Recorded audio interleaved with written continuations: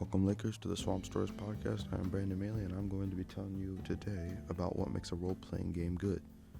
Elements of a good RPG game, and I'm going to be talking about video games, not Dungeons & Dragons, okay?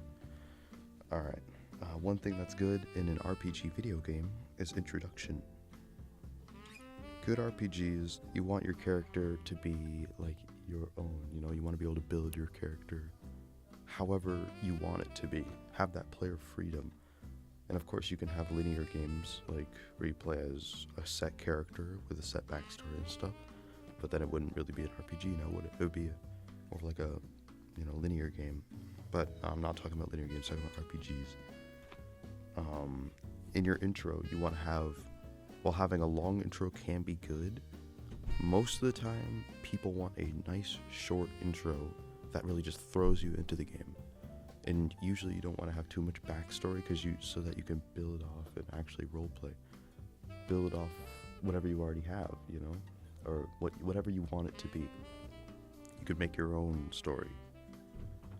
A game that has done this very correctly is the game Fallout New Vegas, which I don't really recommend you try because it's plagued with bugs and it's really difficult to play.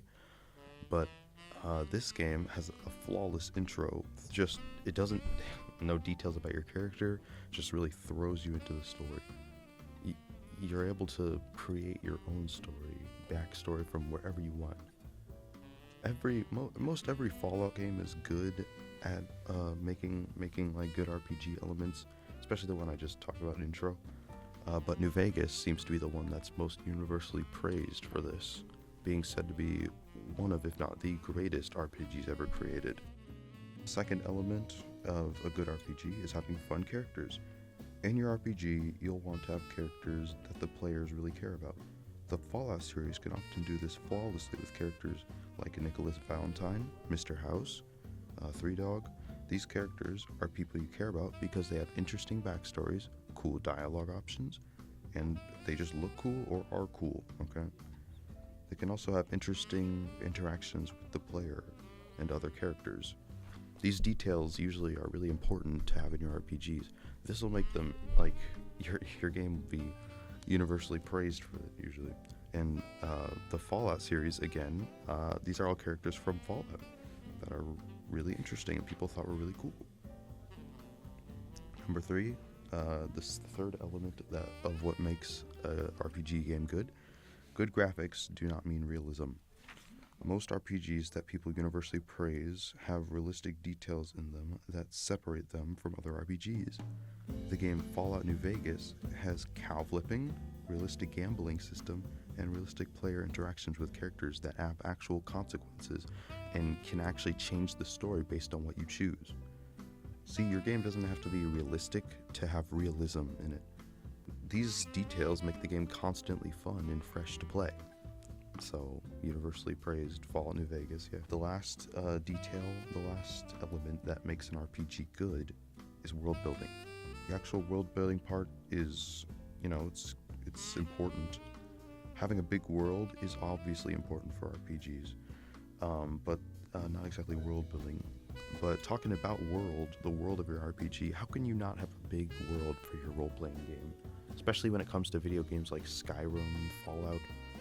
These are RPGs that people universally praise, and if it didn't have the big open world that has amazing exploration, world building is important, but when I say world building, I mean like with players, creatures you find. You want to be able to find new creatures in the world you're in and talk to new people, find new biomes, if you will. Cities, settlements, whatever, world building. And some important details, some very interesting details in games that, again, Fallout New Vegas, your actions have consequences to them. When you do something bad, like if you, let's say, kill someone in the main story, then the game will either you either can't do that quest anymore. Yes, you can't do the main story anymore, or they'll find a new NPC to, take over their position.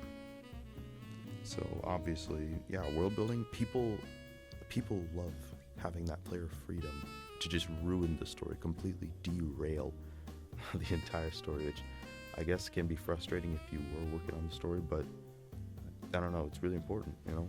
So world building and great detail, along with a good intro and fun characters, these are usually what I've studied to be great elements in an RPG.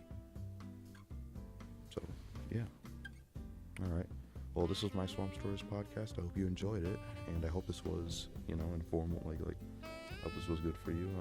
Hope this helped grow your understanding of role-playing games if you even ever cared about them. Alright, signing off.